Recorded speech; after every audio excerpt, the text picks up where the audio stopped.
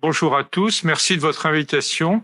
Alors, une petite anecdote, dans les salles de conférence, il y a pour moi un mystère, c'est-à-dire que quand dans les théâtres et au concert, on paie très cher pour être devant, et j'ai observé que dans les salles de conférence, c'était les derniers rangs qui se remplissaient le plus.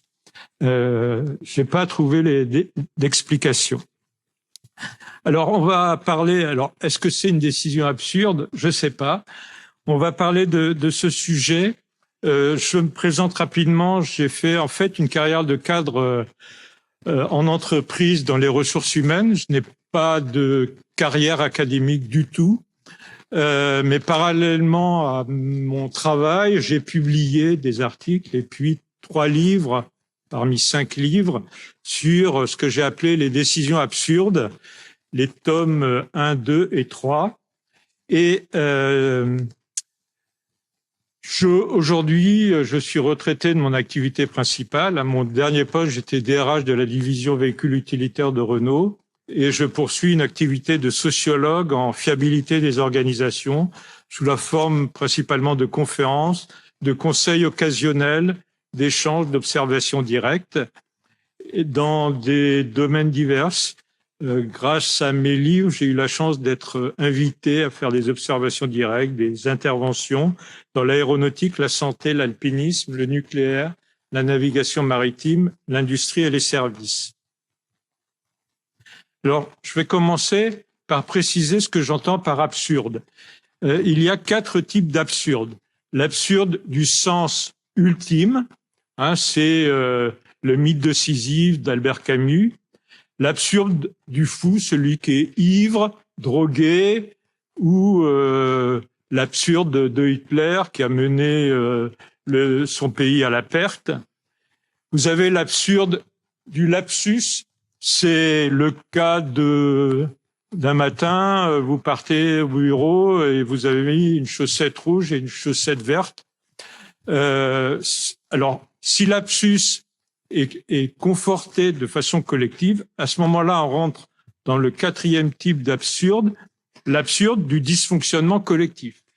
C'est quoi? Ce sont des individus qui sont rationnels, intelligents, qui ont une éducation de haut niveau et qui, par des mécanismes collectifs, vont décider quelque chose de complètement stupide. Alors, par exemple, il y a eu une étude auprès des chirurgiens de Boston qui a démontré que la moitié des accidents chirurgicaux étaient dus à des dysfonctionnements collectifs, problèmes de coordination et de communication. Alors, je vais aborder la première partie essentiellement, les facteurs de la décision absurde, les facteurs collectifs, les facteurs cognitifs et les facteurs institutionnels. Normalement, quand je dispose d'1 heure et demie, 1 heure et quart, 1 heure et demie, j'aborde la deuxième partie, comment éviter les erreurs. Je me contenterai de citer les différents items, mais pour tenir les 3/4 d'heure qui m'ont été donnés, je vais m'en tenir surtout aux facteurs de la décision absurde. Alors d'abord, les facteurs collectifs. Je vais passer en revue un certain nombre de facteurs collectifs. Le premier, c'est ce qu'on appelle l'effet de majorité ou l'effet de conformité. Lorsqu'il y a une majorité qui se trompe et une minorité qui a raison, on pense que si on met la minorité en réunion avec la majorité va se rendre compte qu'elle est dans l'erreur et la minorité va convaincre la majorité qu'elle est dans l'erreur. Dans la réalité, c'est l'inverse qui se produit. La majorité, en discutant, va se renforcer dans son erreur et la minorité va commencer à douter de ce en quoi elle avait raison. Il y a eu une expérience célèbre qu'on appelle l'expérience de H. On présente un individu, la droite, qui est à gauche de l'écran, et on lui demande à quelle est la droite de même longueur à droite. Et bien évidemment, c'est la droite C. Mais si on le met dans un groupe de 10 à 12 personnes qui lui certifient que c'est pas la C qui est de même longueur, eh bien, il finira par croire que, effectivement, il s'est trompé, alors qu'il avait raison. Alors, vous connaissez tous le film 12 hommes en colère, où un juré va convaincre les 11 autres qu'ils se trompent, mais en fait, ça c'est du cinéma, dans la réalité, c'est pas tout à fait comme ça que cela se passe. Autre phénomène, alors on dit souvent que le problème dans les groupes, ce sont les conflits. Alors certes, les conflits peuvent être un gros problème, mais un groupe peut dysfonctionner parce qu'il va être trop amical. C'est-à-dire qu'on va privilégier la bonne entente dans le groupe au détriment des sujets qui fâchent pour ne pas heurter les autres. Et c'est ce qui s'est passé lorsque Kennedy a préparé l'opération de l'invasion cubaine de Cuba, l'invasion terrestre de Cuba, qu'on a appelée l'opération de la baie des cochons. On avait par exemple dit au groupe rassemblé autour de Kennedy qu'il ne fallait pas mécontenter la CIA, qui faisait partie du brain trust de Kennedy. Et puis après, on a posé la question à deux conseillers de Kennedy, Dean Rusk et Schlesinger, pourquoi, alors qu'ils étaient opposés à cette invasion terrestre, pourquoi ils n'avaient rien dit? Et ils ont dit qu'il y avait une tellement bonne ambiance autour de Kennedy qu'ils ne voulaient pas remettre en cause cette bonne entente. Et j'ai eu l'occasion d'intervenir auprès des guides de haute montagne parce qu'ils m'avaient demandé de les aider à améliorer leurs interactions entre eux. Donc, ils m'ont fait des retours d'expérience, une douzaine, et on a observé que les sorties qui étaient les plus dangereuses n'étaient pas les sorties des guides de haute montagne avec des clients, mais les sorties de guides de haute montagne entre eux. Et pourquoi? Parce que ils se connaissent tous, ils osent pas ils osent pas faire de checklist parce qu'ils considèrent que tout le monde est au point, ils osent pas mécontenter les autres. Et donc, paradoxalement, il y a eu 2 cas où des sorties entre guides ont abouti à des quasi-accidents. La communication silencieuse. Très souvent, dans les activités de travail, dans les activités professionnelles, on n'explicite pas tout ce qu'on fait. L'autre ne va pas dire « puisque tu as fait ça, je vais faire ceci ». Et puis ensuite, on dit « puisque tu as fait ceci, je vais faire cela », etc. On communique de façon silencieuse, par anticipation de ce que doivent faire les autres. Le problème, c'est que cela peut provoquer des absurdités. C'est le cas d'une famille qui décide de faire une promenade. Ils sont une demi-douzaine et cette promenade se révèle très fastidieuse, ennuyeuse, fatigante. Et ils reviennent maussades de cette promenade et ils s'affalent dans les fauteuils du salon, ils se mettent à parler et ils se rendent compte qu'aucun d'entre eux n'avait envie de faire cette promenade. Pourquoi? Parce que personne n'a vérifié que les autres avaient envie de faire la promenade. Ils ont supposé qu'ils avaient envie de faire cette promenade et personne n'a osé dire, pour pas mécontenter les autres, qu'ils n'avaient pas envie de faire cette promenade. Donc, 6 personnes ont fait quelque chose qu'aucun d'entre eux n'avait envie de faire. Alors, le problème, c'est que ça arrive également dans la vie professionnelle et c'est la cause de la plupart des collisions de navires. Les collisions de navires se font quasiment toutes sur des routes de non-collision. C'est-à-dire qu'on ne se trouve pas dans le cas de 2 skieurs qui se sont pas vus, qui vont se rentrer dedans. Ce sont des navires, des équipages qui se disent « mais par où il va passer celui-là? Mais c'est bizarre, il me donne pas la priorité. Ah bon, alors je vais le contourner par là. » Et puis ils finissent par se rentrer dedans.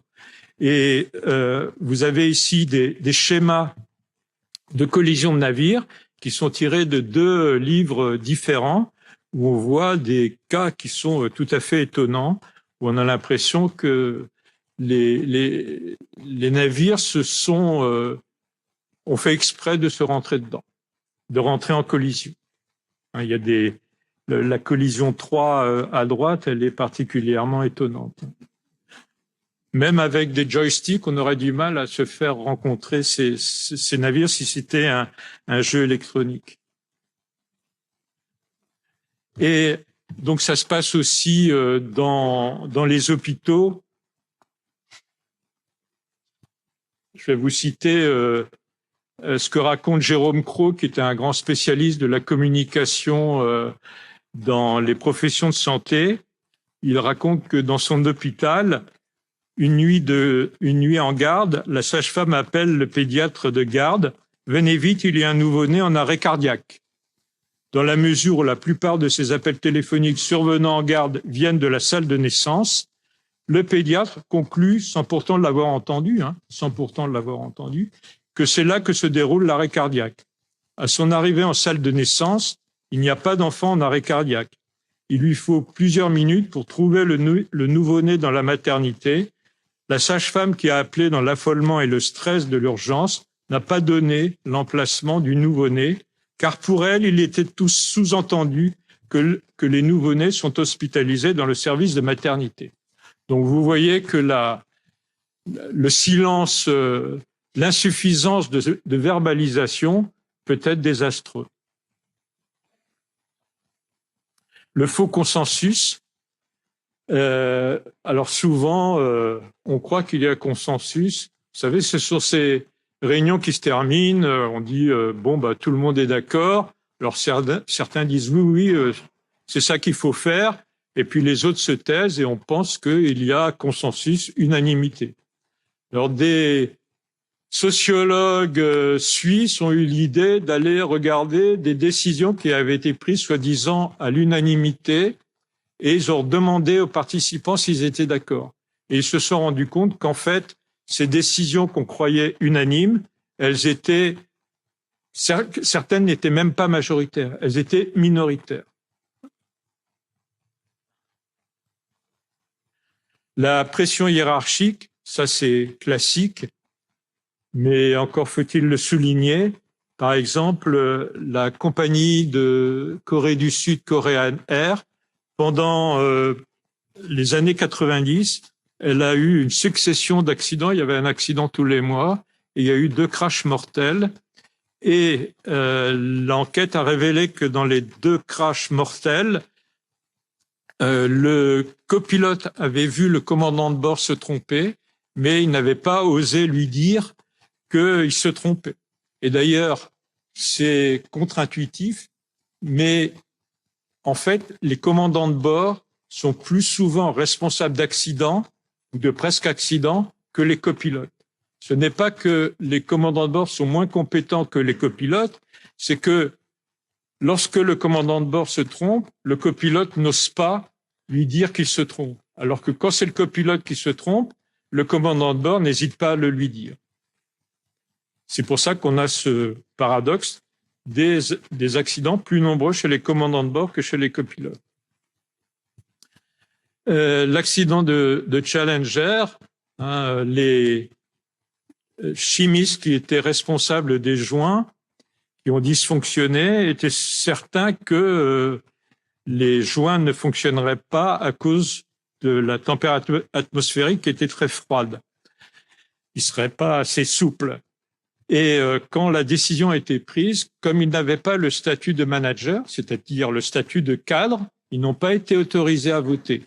Alors que s'ils avaient été autorisés à voter, certainement que la décision aurait été prise de ne pas lancer la navette Challenger. Et puis on peut citer aussi Guderian, le général Guderian, pendant la Seconde Guerre mondiale, qui a effectué la percée de Sedan. Il faut savoir que Guderian a continué sa percée contre l'avis de l'état-major de la Wehrmacht, et à tel point qu'il a été mis aux arrêts pendant 48 heures parce qu'on le trouvait trop audacieux et qu'il prenait trop de risques. Et il a même simulé un essai, des exercices pour pouvoir continuer sa percée. Alors, Après, bien évidemment, Hitler a repris l'ascendant et il voulait diriger lui-même les armées, et on sait ce que ça a entraîné. La réticence à exprimer un doute, parfois quand on n'est pas l'expert d'une question, le spécialiste d'un sujet, on ne va pas oser exprimer un doute. Or, parfois, c'est nécessaire d'exprimer un doute, même si on n'est pas le spécialiste. Lorsque Kennedy a été confronté à la crise des missiles de Cuba, donc c'était 1 an après l'opération de la baie des Cochons, Kennedy avait dit que les spécialistes qui étaient invités, s'ils avaient un doute sur un autre sujet qui n'était pas de leur spécialité, il ne fallait pas qu'ils hésitent d'intervenir. Les interstices. Alors, les interstices, c'est quoi?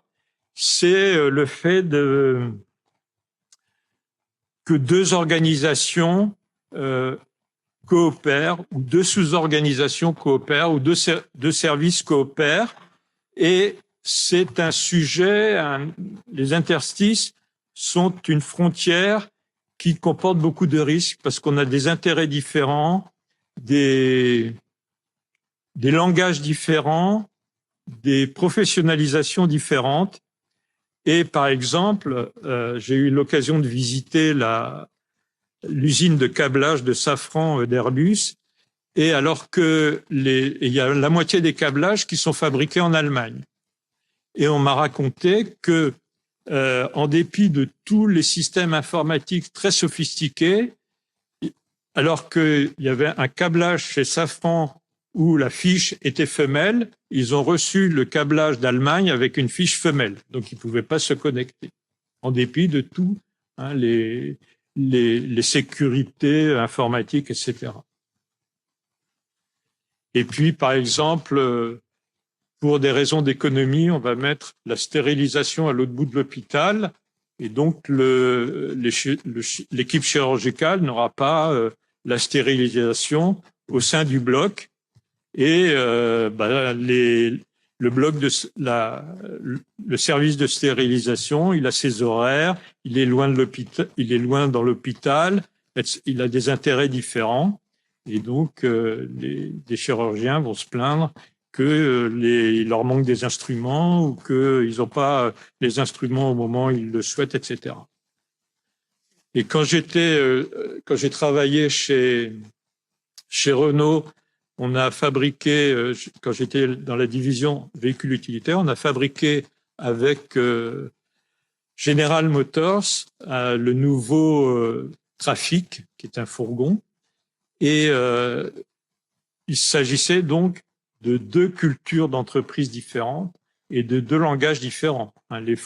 Le français et l'anglais, la culture General Motors et la culture Renault. Et au début, ça s'est très mal passé parce qu'il y avait beaucoup d'incompréhension, les Français parlaient très mal anglais, etc. Donc, les interstices sont des zones de fragilité. Donc ici, j'ai assisté à un exercice de secours en montagne multi-victimes, et vous avez ici 4 interstices qui transportent un blessé.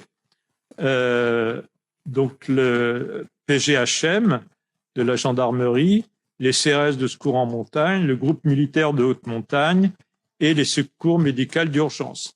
Et le but de cet exercice était justement pour que les différentes professions s'exercent à mieux travailler entre elles et à gérer leurs interstices. Les enchaînements diaboliques. Alors, je vais vous donner un exemple. C'est un orthopédiste, un chirurgien orthopédiste célèbre, le professeur Sedel, qui raconte lui-même dans ses mémoires son erreur. Il a ouvert un jour l'épaule gauche pour la suture d'un tendon de l'épaule droite. Alors on pourrait se dire, c'est un lapsus, comme de se tromper de chaussettes le matin et de mettre des chaussettes de couleurs différentes. Mais non, c'est un mécanisme systémique. D'abord, il y a eu une erreur du côté de la radio. Pourquoi est-ce qu'on a inversé le côté? Est-ce que c'est le technicien qui s'est trompé? On ne sait pas. Ensuite, le patient, qui est conscient, a été préparé du bon côté. Alors, en général, il sait de quel côté il a mal, donc il a été préparé du bon côté. Mais il y a une penseuse qui est repassée derrière, qui est consciencieuse et qui a vérifié par rapport à la radio. Et elle s'est dit, ah, on l'a préparé du mauvais côté. Malheureusement, le patient, il était déjà un petit peu dans les vapes à cause de l'anxiolytique qu'on lui avait administré. Et donc, il réagit pas, et elle le reprépare de l'autre côté.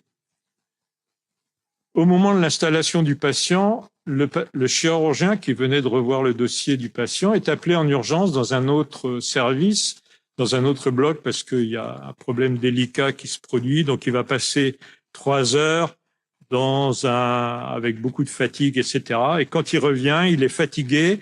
Et en son absence, l'interne a installé le patient du mauvais côté parce qu'il n'a pas revu le dossier du patient. Et quand le chirurgien revient, éprouvé par son intervention en urgence, il ouvre le mauvais côté.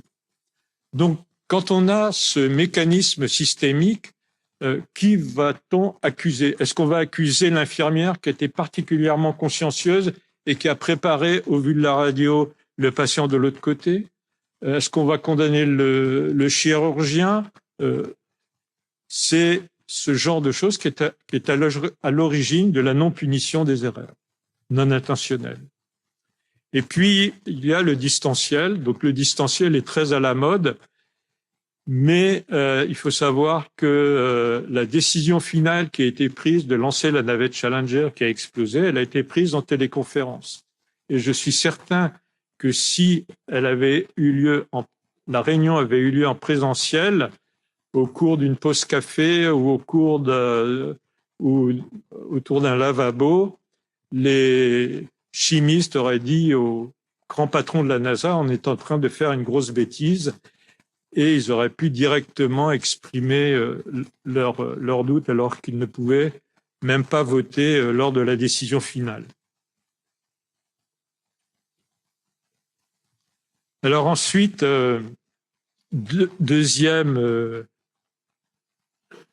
ensemble de facteurs, des décisions absurdes, les facteurs cognitifs.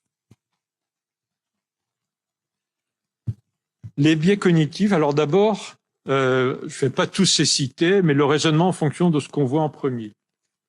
C'est fou, lorsque il se produit un incident, la nature humaine va spontanément se dire que la cause, c'est la première cause qu'on va voir. Quand on présente une pyramide avec les faces de différentes couleurs à quelqu'un, il va avoir tendance à dire que la pyramide est de la couleur de la face qu'on lui présente en premier. Mais c'est aussi la raison pour laquelle, quand il y a une erreur, on va avoir tendance à chercher un coupable, parce que c'est beaucoup plus facile d'identifier un coupable que d'identifier un mécanisme systémique. L'effet tunnel, c'est le fait qu'on se concentre sur un sujet et on va oublier l'environnement, le reste des variables.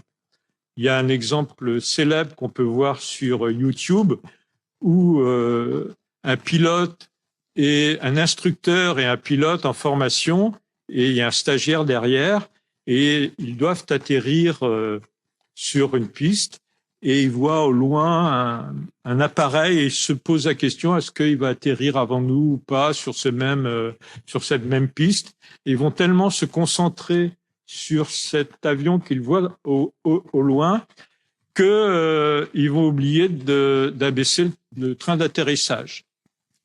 Bon, alors l'alarme retentit, mais il continue à se poser la question et l'alarme devient de plus en plus forte, mais il continue à se dire qu'est-ce qui se passe là-bas, est-ce qu'il va atterrir avant nous ou pas, ou sur la même piste. Et puis ils finissent par atterrir donc sur le ventre et ils comprennent toujours pas. Ils comprennent toujours pas qu'ils ont oublié de baisser le train d'atterrissage, et quand ils sortent, ils se rendent compte qu'en fait, ils ont oublié de baisser le train. Donc, l'effet tunnel, hein, ça arrive. Un obstétricien me racontait qu'un jour, une femme accouchait d'un bébé, ça se passait mal, et il voulait absolument, il s'obstinait à vouloir sortir le bébé, et il a fallu que la sage-femme derrière l'attrape par les bras et le tire pour lui dire « Allez, on va en salle de césarienne », tellement il était dans son tunnel. Et c'est lui-même qui le raconte. Il dit « J'étais complètement dans un tunnel. Heureusement que la sage-femme derrière m'a réveillé. » Les erreurs de représentation. Les erreurs de représentation, c'est un phénomène qui arrive souvent en aéronautique. On fait une petite erreur et on va réinterpréter la réalité comme conforme à la réalité alors qu'on est complètement dans l'erreur. Vous savez, c'est quand on a un topo guide et qu'on fait une randonnée, à un moment, on fait une petite erreur, on se dit oui, c'est le topo guide qui est pas très précis, puis après on refait on trouve que le topo guide c'est pas tout à fait à droite, c'est un peu en biais, mais on se dit non, mais c'est encore le topo guide, il raconte n'importe quoi, et en fait le topo guide il a raison et on s'est complètement fourvoyé. Eh bien, ça arrive très souvent, notamment en aéronautique. La destinationnite, c'est la concentration sur le but qui atténue la vigilance. C'est-à-dire qu'on va tellement être concentré sur le but que on va délaisser, être moins vigilant sur le chemin pour atteindre le but. Et c'est la raison pour laquelle les pilotes qui connaissent bien ça, ils appellent ça la destinationnite, parce qu'ils savent que plus on s'approche de la piste, plus on veut atteindre la destination et moins on est vigilant. Et une étude du MIT a montré que lorsque les pilotes rencontrent un orage et qu'ils sont en croisière, la plupart du temps, ils contournent l'orage parce que c'est très dangereux de rentrer dans un orage. Il y a beaucoup de turbulences, etc. Et la MIT a observé que plus les pilotes, les équipages s'approchaient de la destination finale, de l'aéroport, plus ils avaient tendance à rentrer dans les orages.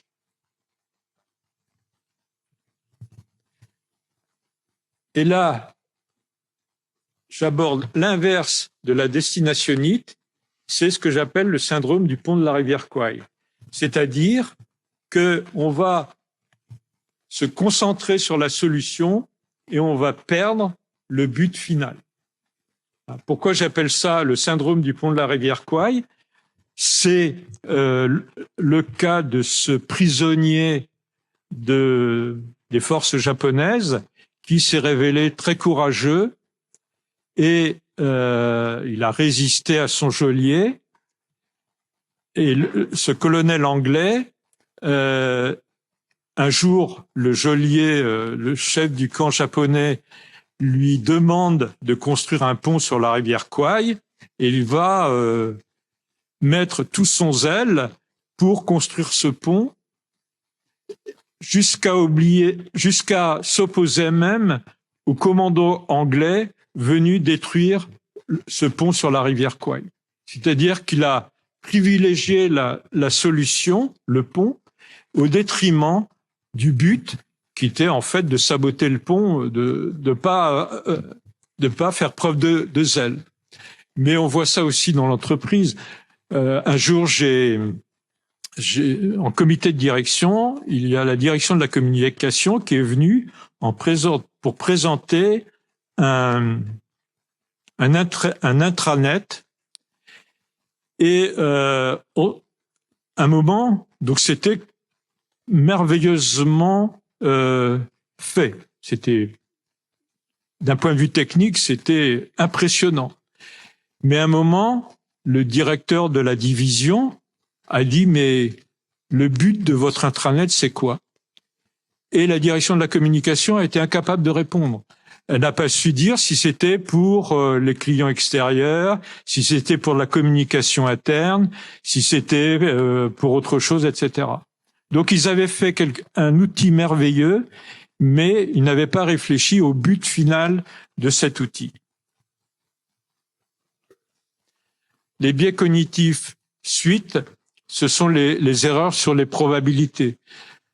On pense que les signes noirs, dont la probabilité est très rare, ne surviendront jamais. Qui aurait pu imaginer qu'une pandémie ferait 16 millions de morts? Qui aurait imaginé que le Hamas réussisse cette invasion partielle d'Israël? Qui aurait imaginé que les 2 tours du World Trade Center s'effondreraient? Et ça se produit aussi dans la santé, mais partout. Aux hôpitaux universitaires de Genève, il a été fait une statistique qui a montré que des patients qui avaient les mêmes noms, prénoms, opérés dans le même bloc opératoire le même jour, ça arrivait une fois tous les 2 ans. Or, si vous interrogez des chirurgiens, ils pensent que ça n'arrivera jamais. Lorsqu'on a posé la question aux grands responsables de la NASA, à votre avis, quelle est la possibilité d'échec d'un booster de la navette Challenger?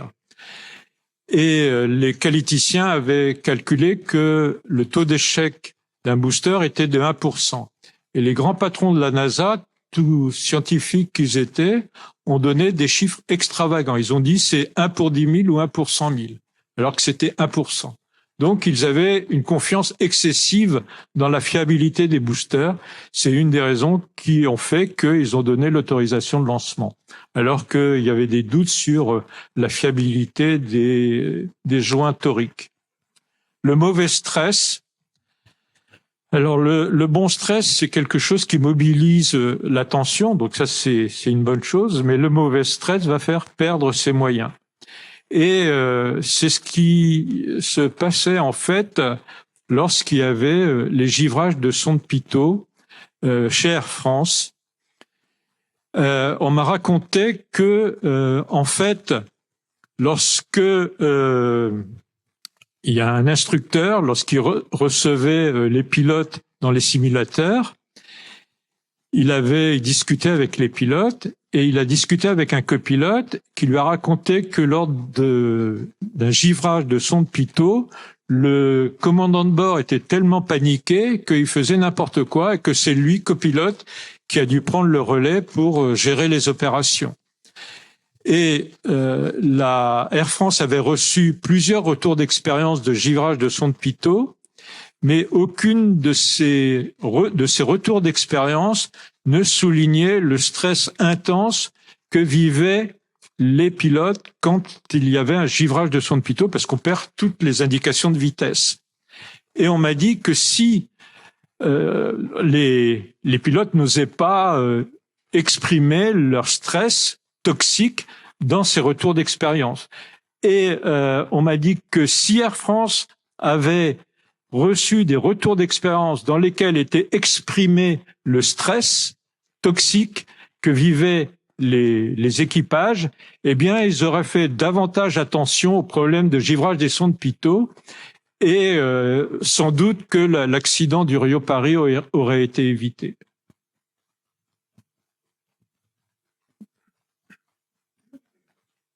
Les a priori, c'est le fait qu'on va imaginer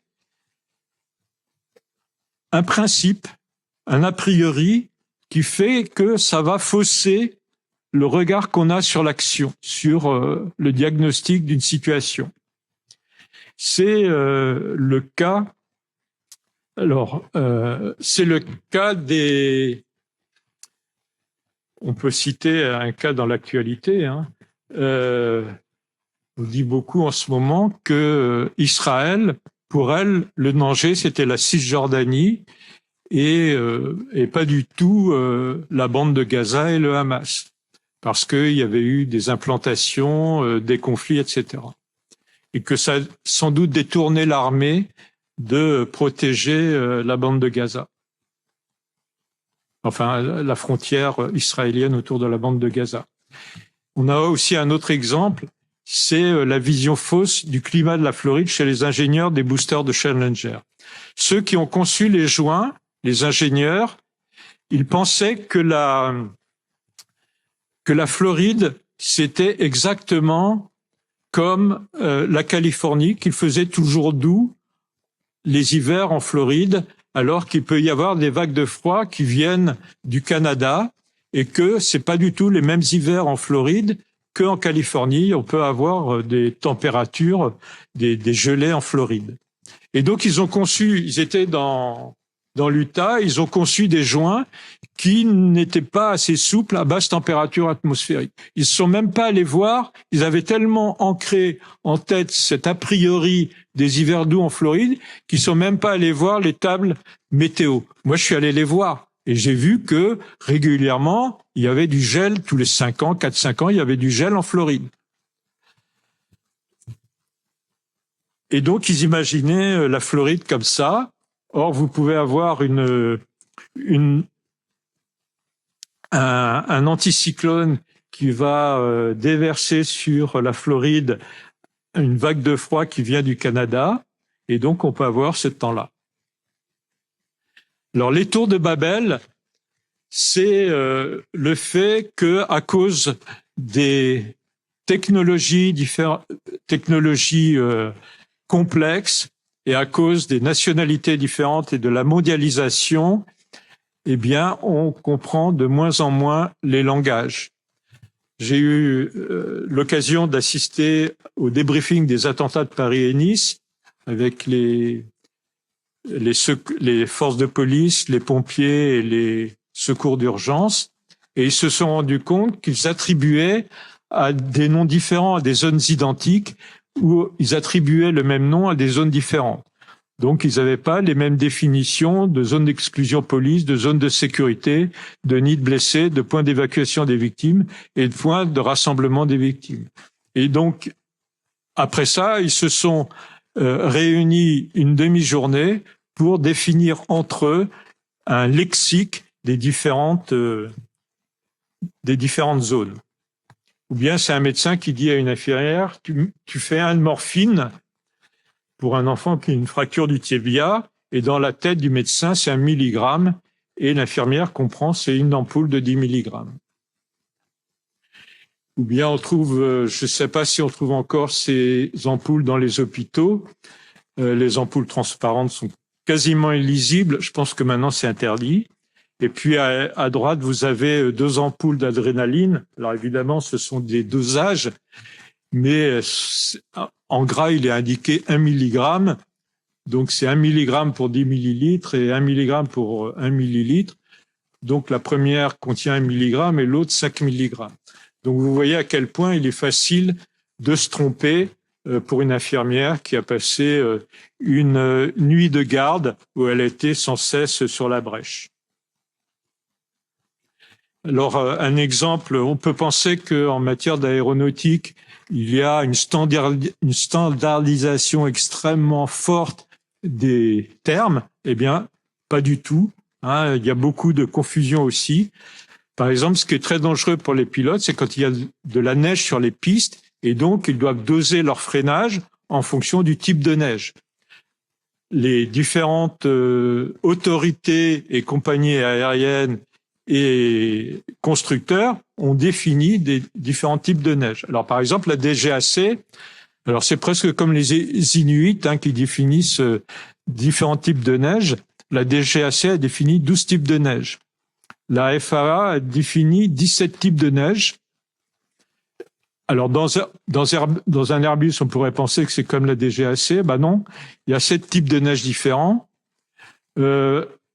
Pour un Fokker des lignes canadiennes, là, ils sont particulièrement sobres. 7 types de neige seulement. Pourtant, il y a beaucoup de neige chez eux. Et puis, dans un McDonnell Douglas de Delta, c'est 4 types de neige. Et même lorsqu'on prend un cas particulier qui est la neige mouillée, la DGAC est définie par sa densité. On voit pas très bien comment les pilotes peuvent définir la densité de la neige mouillée. La FAA l'a définie par la hauteur et l'Airbus aussi par la hauteur. Et puis, chez Delta, on l'a définie aussi par la température. Et puis, curieusement, sur les lignes canadiennes, il n'y a pas de neige mouillée. Alors, rapidement, les facteurs institutionnels de l'erreur. Je vais surtout parler de la punition. Pourquoi la punition est un facteur de décision absurde?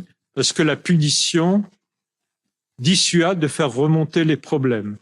Il y a eu une étude qui a montré auprès des contrôleurs aériens britanniques, et ils ont placé la culture de la punition en tête de ce qui les empêche de faire de retour d'expérience sur les erreurs. Vous voyez que c'est près de 100%, alors que les autres ont des scores bien inférieurs, les autres explications. Et la punition empêche de voir les mécanismes systémiques. Dans le cas de l'erreur de chirurgie orthopédique, eh bien, c'est un phénomène systémique et ça n'a pas de sens de punir quelqu'un. Et puis, le deuxième aspect de l'enfer des règles, des problèmes institutionnels, c'est l'enfer des règles, c'est-à-dire les règles trop nombreuses et les règles de mauvaise qualité. Il y a eu une enquête dans les hôpitaux israéliens qui a enquêté sur les taux d'erreur médicale en fonction du niveau de détail des procédures de sécurité, bas, moyen ou élevé. Et on a cette courbe-là, c'est-à-dire que lorsque on a un niveau bas de détail des procédures de sécurité, il y a un taux d'erreur médicale. Si on augmente cette précision des règles de sécurité, le taux d'erreur va diminuer. Mais si on poursuit et qu'on va de plus en plus dans le détail des procédures, des règles de sécurité, eh bien, le taux d'erreur médicale va augmenter. Pourquoi? Parce que plus on donne des détails, plus ça va créer de la complexité, plus on va avoir du mal à s'y retrouver, plus il va y avoir des contradictions. Et les certifications trompeuses. Alors les certifications, les conformités, les audits, c'est un sport mondial, mais il faut se méfier des certifications. Les certifications, généralement, elles ne regardent que la surface des choses. Et c'est pour ça que, je vais vous donner un exemple, Suez Environnement a des notes de certification sur 10 qui ont été faites par des audits de lutte contre l'incendie par les compagnies d'assurance contre l'incendie, des assurances incendie. Donc, les assurances incendie ont fait des audits et ont donné des notes sur 10 aux différents établissements par rapport au risque incendie. Donc, vous voyez qu'il y a des établissements qui ont en dessous de la moyenne, un établissement qui est juste au-dessus de la moyenne, et puis des établissements qui ont nettement au-dessus de la moyenne et un établissement qui a 10 sur 10. Donc, on se dit, bah là, celui-là, on peut être tranquille, il n'y aura pas d'incendie. Malheureusement, c'est justement chez Suez Environnement celui qui a été victime d'un incendie. Ça m'a été donné par le responsable lui-même des assurances de Suez Environnement. Pourquoi? Parce que quand on donne des notes à travers des audits, on va observer la superficialité des choses. On va voir s'il y a les sprinklers, si les formations ont été faites. On va pas regarder la façon dont les formations ont été faites. On va pas aller enquêter sur la façon dont le management prend en compte le risque incendie, etc. Et il y a le cas de Volkswagen, hein, qui a été, dont on a vu que Volkswagen avait trafiqué les moteurs, mais en même temps, Volkswagen avait été classé selon la norme ISO, je ne sais plus comment elle s'appelle, protection, elle avait eu la note maximale comme protecteur de l'environnement. Parce que l'audit avait été regardé que la surface des choses et n'avait pas enquêté en profondeur. Bien, alors je vois que j'ai consommé mon temps. Donc après, j'aborde la question comment éviter les décisions absurdes, parce qu'en fait, les facteurs humains qui ont contribué aux décisions absurdes sont aussi, et ça c'est la bonne nouvelle, des facteurs humains qui permettent d'éviter les décisions absurdes. Alors, c'est l'exemple des porte-avions américains. Des sociologues de l'université de Berkeley ont été invités par les commandants des porte-avions américains à venir les observer. Et ces sociologues ont observé un taux d'accidents sur les ponts d'envol des porte-avions américains très inférieur à ce qui devrait être, puisque les porte-avions sont peut-être les endroits les plus dangereux au monde, puisqu'il y a des carburants qui circulent, des armes qui circulent, il y a souvent de la pluie, le bateau bouge, il y a des armes, etc. Et ils ont été étonnés de constater qu'il y avait un taux de sécurité très supérieur à ce à quoi on pourrait s'attendre. Et ils se sont dit, c'est parce qu'il règne la hiérarchie militaire. Tout le monde obéit strictement. Il y a une hiérarchie très stricte. Et c'est grâce à ça que il y a cette sécurité maximum. Et puis, ils ont approfondi et se sont rendus compte que c'était justement parce que la hiérarchie était mise de côté qu'il y avait cette sécurité, que même celui qui avait un grade très peu élevé n'osait pas dire à un officier supérieur qu'il était en train de commettre une erreur, que tout le monde avait droit à la parole, que même si quelqu'un voyait un problème dans un autre secteur, il n'osait pas le dire, etc. Et c'est parce qu'il y avait cette communication intensive et cette coopération intensive qu'il y avait cette sécurité. Et donc, je vais arrêter là pour qu'il y ait un petit moment de discussion. Merci de votre attention.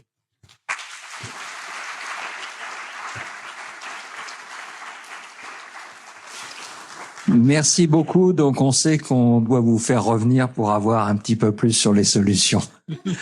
Des questions, des commentaires. Je vous demande juste de vous présenter parce que la caméra va pas bouger, qu'on sache qui pose la question ou le commentaire.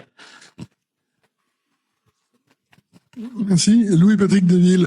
Les militaires prêchent un petit peu l'inverse, puisque on vous dit que pour sauver un sous-marin, pour éviter qu'un sous-marin soit détecté, il faut qu'il ait des comportements absurdes. On a à peu près la même chose dans d'autres domaines, toujours sur le plan militaire. Et à l'École supérieure de guerre, on développe une décision absurde qui était la bataille de Waterloo par Napoléon.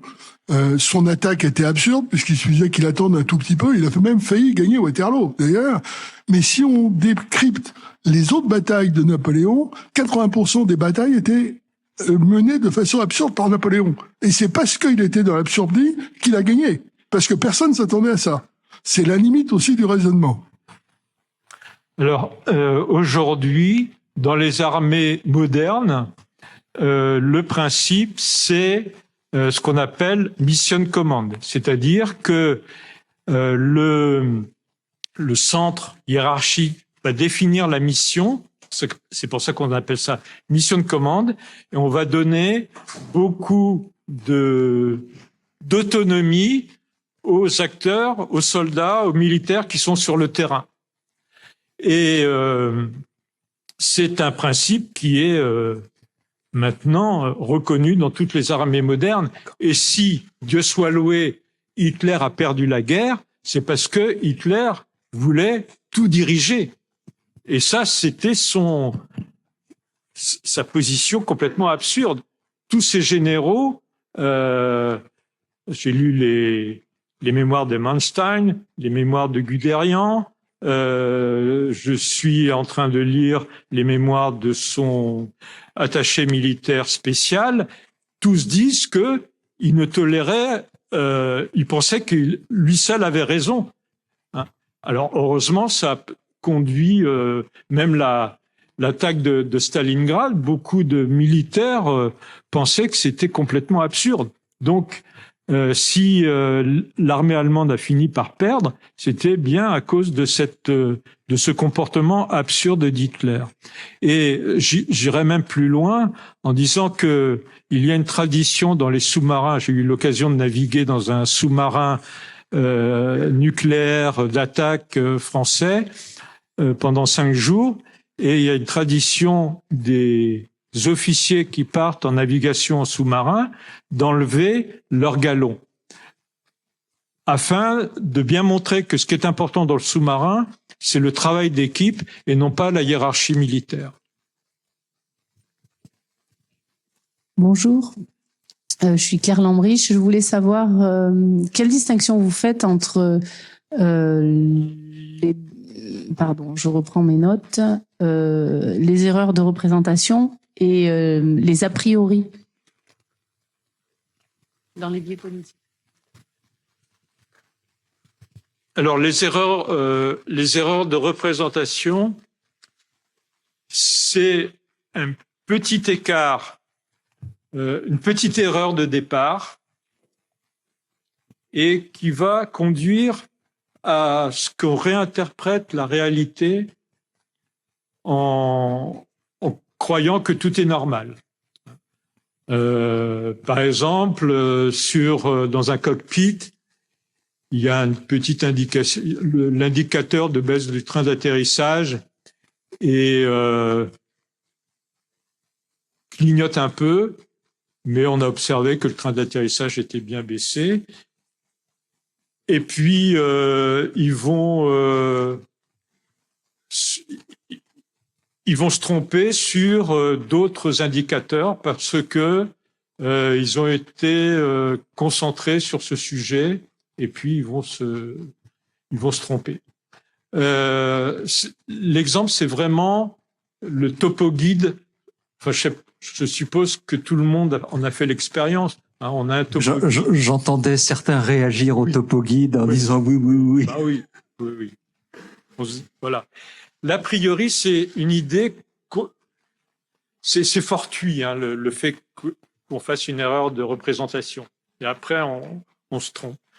L'a priori, c'est vraiment une idée qu'on a en tête, très ancrée, qui fait que, ça va conduire à se tromper. Hein, c'est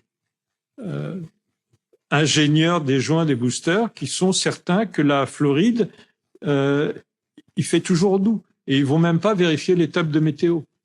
C'est Israël qui est convaincu que le danger, il vient de la Cisjordanie et pas du Hamas. Même il y a eu une banque anglaise qui a fait faillite parce qu'il y avait à Hong Kong un trader qui faisait n'importe quoi. Ils avaient tellement confiance dans ce trader qu'ils n'ont pas vu les signaux qui montraient qu'il était en train de faire n'importe quoi. Ils étaient dans leur a priori que c'était un bon trader, qu'ils avaient confiance en lui, et ils ont pas vu les mauvais les signaux faibles. Oui. Je vais vous poser une question un peu paradoxale. Je crois que vous écrivez dans votre livre Les décisions absurdes, celui qui commence par Challenger, les décisions absurdes sont collectives. Est-ce que l'inverse c'est vrai? Je sais que c'est pas vrai, mais est-ce que toutes les décisions absurdes sont collectives, ou du moins est-ce qu'il faut se méfier des décisions collectives? Alors, c'est effectivement un paradoxe, parce que les décisions, compte tenu de la division du travail, il est nécessaire de travailler collectivement. Le travail collectif est une nécessité. Autrement, On ne pourrait pas construire des Airbus, faire des opérations chirurgicales sophistiquées, etc., etc.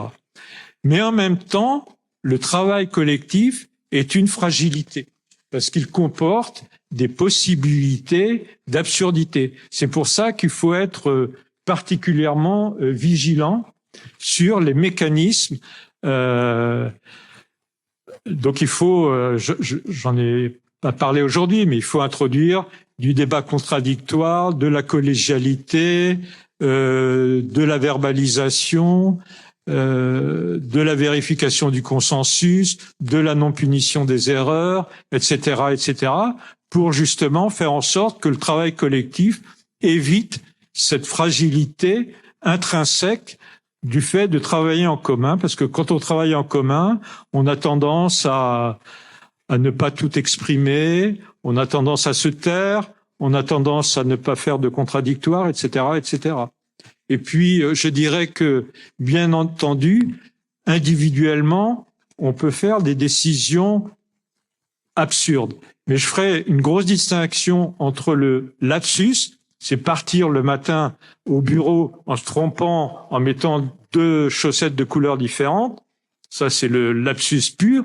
Et puis, ce qui commence par un lapsus, mais où le système ne va pas être sécurisé. Le système collectif ne va pas être sécurisé. On peut commettre un lapsus dans l'ordre de, on peut se tromper de côté lorsqu'on identifie une radio. Le problème derrière, c'est pas ce lapsus, c'est que le système ne va pas être sécurisé, c'est-à-dire qu'il va y avoir un enchaînement.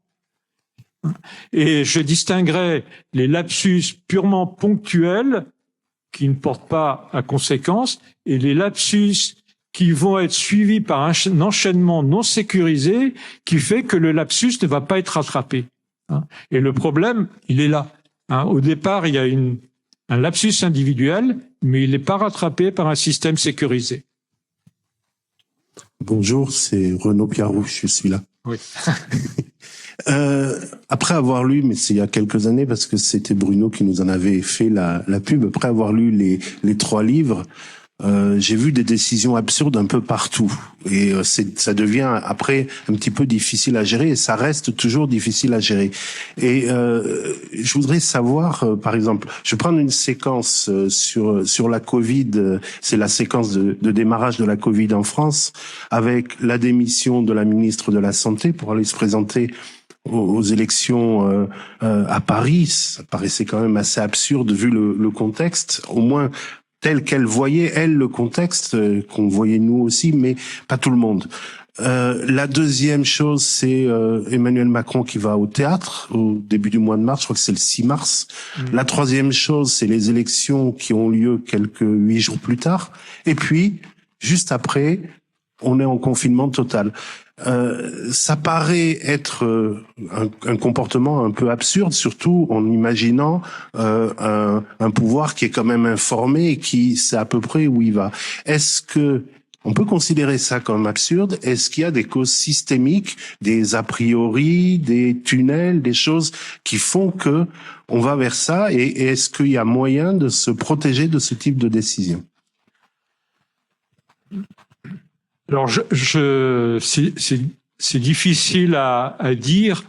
Je pense que ce qui a été prédominant, c'est le phénomène du cygne noir. La ministre de la Santé, alors selon elle, elle a alerté, elle voyait le danger venir, mais tout le monde lui disait... même Delfrécy, il disait dans 3 mois on aura oublié. Lui-même disait c'est pas pire qu'une grippe. Enfin, il le disait lui-même. On a repassé récemment ce qu'il disait 2 ou 3 mois après le déclenchement. Il disait ça, c'est une simple grippe, ça sera pas plus grave, et puis dans 3 mois, on aura tout oublié. Il le dit au reporter. Et donc, il n'y avait pas l'idée que on pouvait avoir une telle épidémie. Est-ce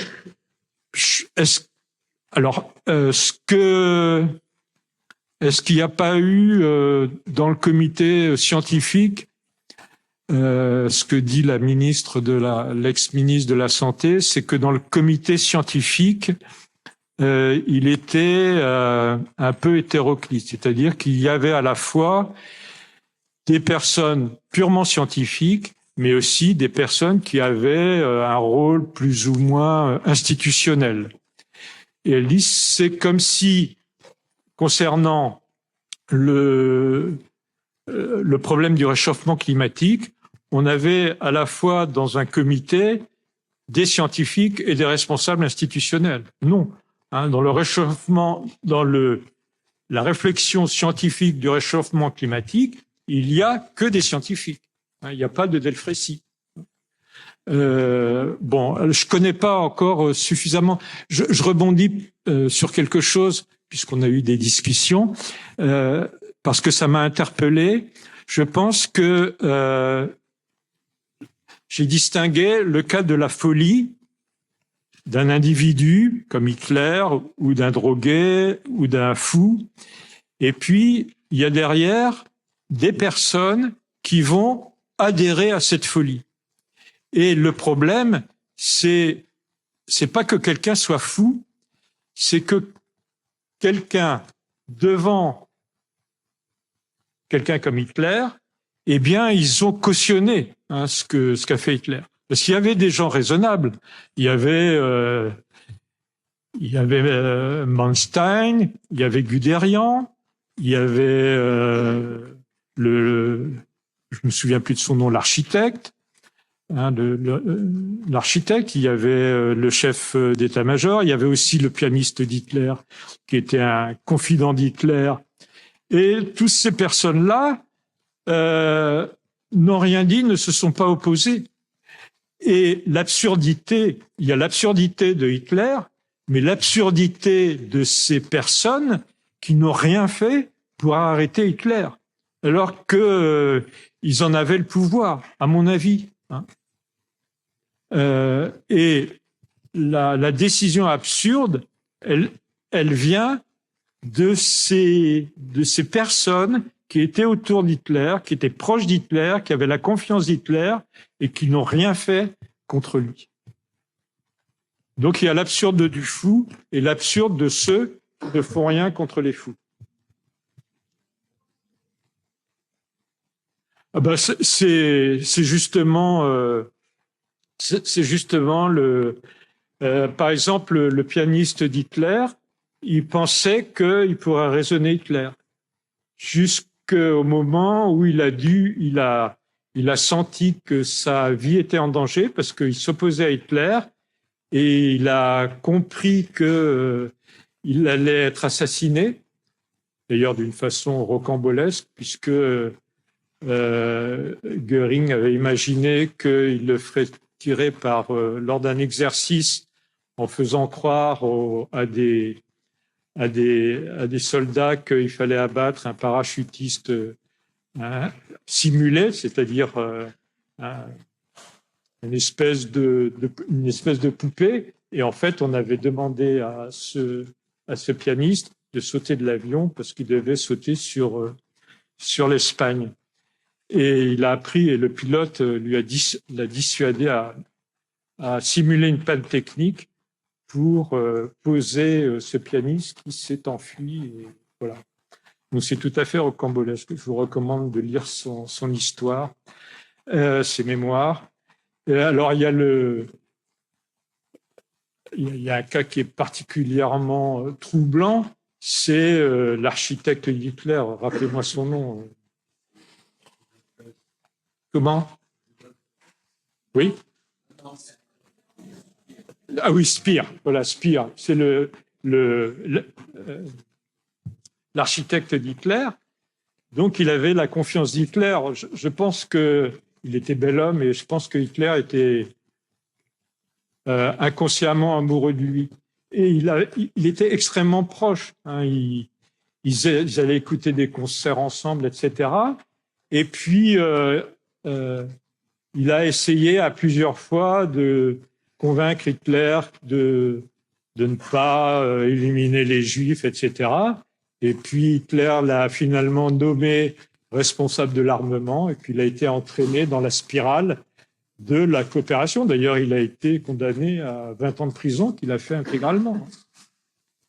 Je vous recommande aussi ces mémoires, parce que c'est passionnant, la façon dont il a été entraîné vers, de petits pas en petits pas, on est entraîné vers l'absurde. Dernière question. Bonjour, je voudrais vous remercier déjà pour cette conférence, c'était vraiment très intéressant. En fait, je voulais rebondir sur un élément. Vous parliez de la perte de rationalisme du coup d'un individu quand il se retrouve en collectivité, enfin en groupe, et je pensais à l'ouvrage Psychologie des foules de Gustave Le Bon, et en particulier sur son analyse justement de perte de tout raisonnement logique dès l'instant qu'on était en face d'un leader en fait charismatique. Et qui, grâce à différents éléments comme des images ou des éléments très simples, arrivait à galvaniser des foules entières. Et en fait, je voulais justement voir avec vous ce que vous en pensiez justement de la place du leader. C'était assez, vous n'en avez pas trop parlé, je crois. Voilà, je voulais juste avoir votre avis là-dessus. Mais moi, justement, j'ai essayé d'éviter de mettre tout sur un responsable, un leader. Parce que, et c'est comme ça qu'est née ma réflexion sur les décisions absurdes. J'ai travaillé 35 ans en entreprise, principalement chez Renault.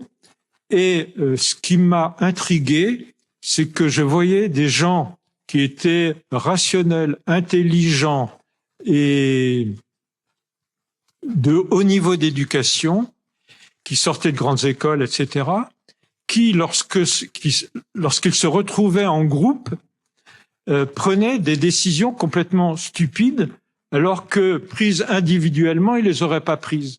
J'ai eu plusieurs cas, et c'est ce qui m'a amené à réfléchir à ce sujet des décisions absurdes. Et j'ai pas voulu. Ce qui m'a intéressé, c'était de démonter les mécanismes qui conduisent justement à ce que un chef va galvaniser les foules, mais en même temps, personne ne va l'arrêter. Qu'est-ce qui fait que personne ne va l'arrêter?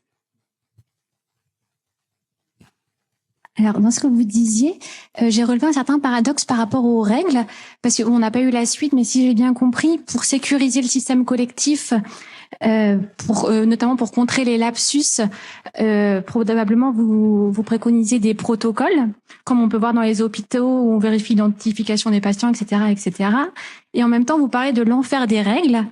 On a l'impression qu'on rajoute tout le temps des nouvelles règles, mais qu'on en enlève rarement. Comment est-ce qu'on pourrait faire pour sélectionner les règles pertinentes et adaptées? Non, justement, ce que j'avais prévu, enfin ce que je dis ensuite, lorsque j'ai davantage de temps, ce ne sont pas des règles, ce sont des principes de facteurs humains. Hein, c'est la collégialité, c'est-à-dire que tout le monde a la possibilité de donner son avis, hein, même lorsqu'il y a une autorité, que tout le monde a le droit à la parole, hein, au plus bas de la hiérarchie. C'est le principe du contradictoire. Lorsque Kennedy a été confronté à la crise des missiles, de Cuba, il a dit « Comment pourrions-nous éviter d'être aussi stupides que nous l'avons été lors de la crise des missiles, lors de l'opération de la baie des Cochons ?» Et pour éviter justement cette stupidité collective, il a désigné son frère Robert comme avocat du diable officiel dans le groupe qui était rassemblé autour de lui. Et son frère Robert a joué ce rôle d'avocat du diable. La vérification du consensus, c'est de partir du principe que c'est pas parce qu'il y a un consensus apparent que c'est un consensus qui est bon. Dans le Talmud, il existe un principe comme quoi il y a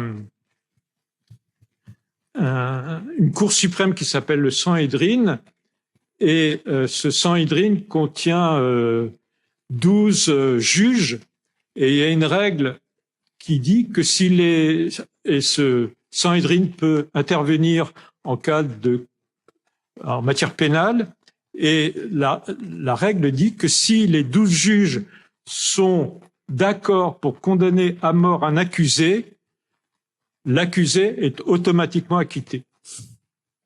Alors maintenant, quand vous prendrez une décision et que tout le monde sera d'accord, il faudra prendre la décision contraire. Bon, bien sûr, je plaisante, mais ça veut dire que les sages qui ont élaboré le Talmud, eh bien, ils se sont dit, si tout le monde est d'accord, c'est qu'il y a un loup, puisqu'il n'y a pas d'avocat dans ce système juridique. La communication intensive et généralisée, c'est le fait de verbaliser. On ne verbalise jamais assez. Quand un chirurgien dit tu me fais 1 de morphine, il doit préciser. C'est pas une ampoule de morphine, c'est 1 milligramme. La non-punition des erreurs, bon, j'ai expliqué, ça permet de connaître, que les gens parlent. Si dans une revue de mortalité, les infirmières n'osent pas dire ce qui s'est passé, eh bien, ça n'aura aucun intérêt. Il faut oser parler de son stress, parler des erreurs commises, etc. Le renforcement linguistique et signalétique, j'en ai parlé, la maîtrise des interstices, les retours d'expérience. S'il n'y a pas de retour d'expérience, c'est pas la peine de faire de la non-punition, parce que c'est la non-punition qui alimente les retours d'expérience et la résistance à l'enfer des règles. Donc, vous voyez, tout ça, ce sont des principes de facteurs humains et non pas des principes, des règles.